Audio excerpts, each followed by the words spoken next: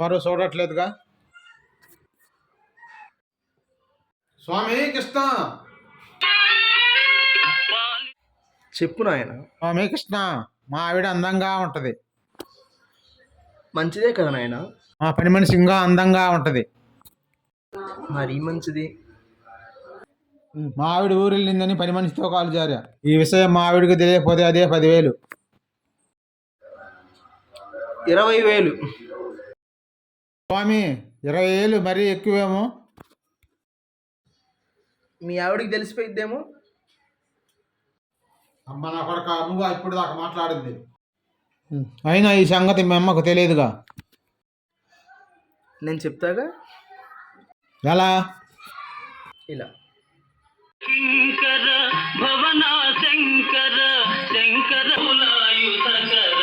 శైలసుత